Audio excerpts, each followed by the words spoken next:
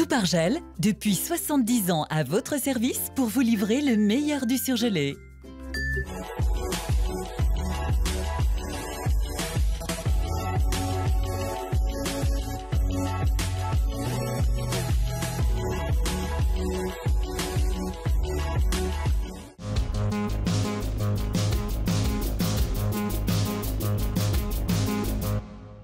Laurent Wauquiez vent debout contre l'abandon annoncé de l'A45, la nouvelle autoroute qui devait relier Lyon à Saint-Étienne.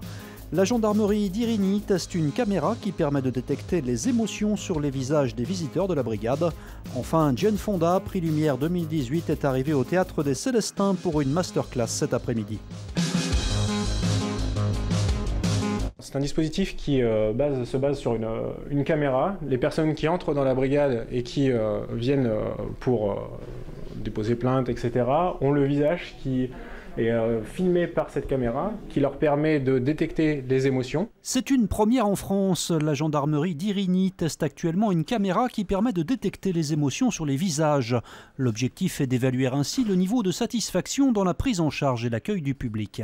Il y avait déjà une idée de tester une technologie qui pour nous est émergente, qui est la détection d'émotions.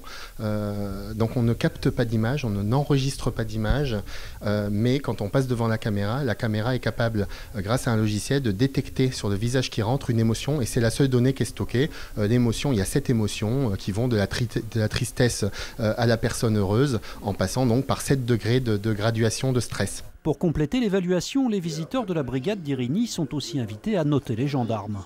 Via une tablette à la sortie, où là les personnes suivent un déroulé de questionnaire de 5 questions, avec des réponses très simples sur des smileys qui allant de excellent jusqu'à insuffisant. Des questions tout simples sur l'accueil qui a été réservé, sur la qualité de la réponse qui a été apportée, et qui sont croisés enfin avec les données de la caméra. Si le test est concluant, ce dispositif pourrait être étendu à d'autres gendarmeries.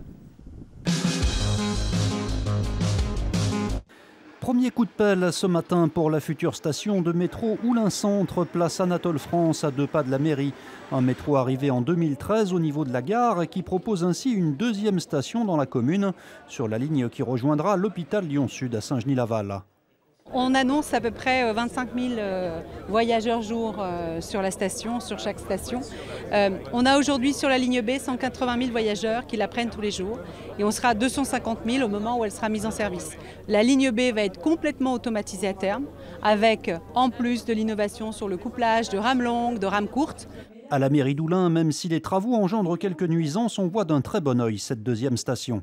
C'est une vraie chance, puisque aujourd'hui le centre-ville sera vraiment desservi de manière très efficace pour rejoindre la Pardieu et puis plus loin Charpennes. Le fait d'avoir une deuxième station maintenant centre-ville, comme je le disais tout à l'heure, avec vraiment une proximité de quasiment l'ensemble des quartiers d'Oulin d'une des 2 stations, ça donne une attractivité supplémentaire à la ville.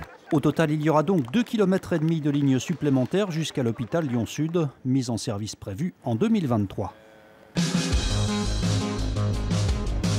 L'A45 est définitivement enterrée. Une annonce faite mercredi par la ministre des Transports et qui n'a pas manqué depuis de faire réagir, en premier lieu à la région. Son président Laurent Wauquiez soutenait ardemment le projet d'autoroute entre Lyon et Saint-Étienne. Je ne suis pas content surtout de la façon dont ça a été fait. La ministre l'annonce, on la prend à la sauvette depuis son bureau à Paris. Elle ne fait même pas l'effort de se déplacer. Il n'y a aucune solution alternative. C'est vraiment un gouvernement qui est tellement parisien. Ce projet d'A45 était controversé depuis près de 20 ans, décrié par des riverains et le Nouveau-Rhône notamment. Nous, on était prêts parfaitement à entendre qu'il fallait un autre projet, qu'on pouvait adapter, qu'il y avait d'autres solutions. Mais là, rien. Elle apporte même aucune solution. Tout est vague et flou. La seule chose qu'elle m'a dit, c'est qu'on va mettre des parkings relais supplémentaires. On n'a pas besoin de parking relais, nous.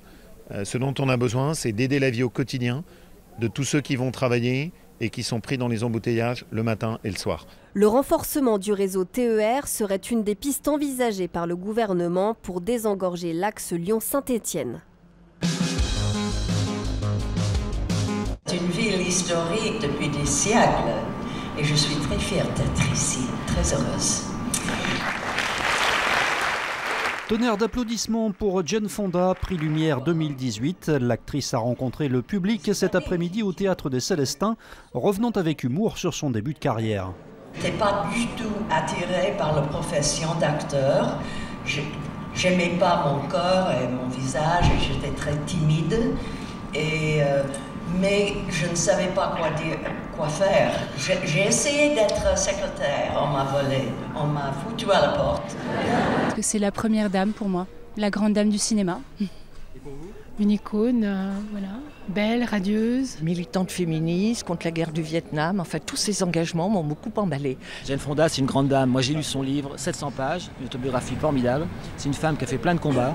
C'est une femme qui est toujours sur le coup, qui a 80 ans et qui vraiment est plus qu'une star. Je suis venu de Bretagne exprès pour elle. Sa vitalité est exemplaire et ça donne confiance en l'avenir parce que si elle a pu faire tout ça, peut-être que d'autres pourront le faire. Jane Fonda recevra le prix Lumière ce soir à la salle 3000 des mains du réalisateur Costa Gavras.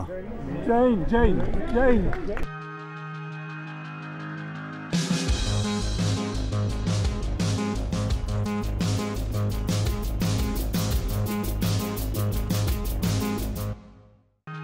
L'info continue sur TLM.tv, les réseaux sociaux et le fil info. La météo.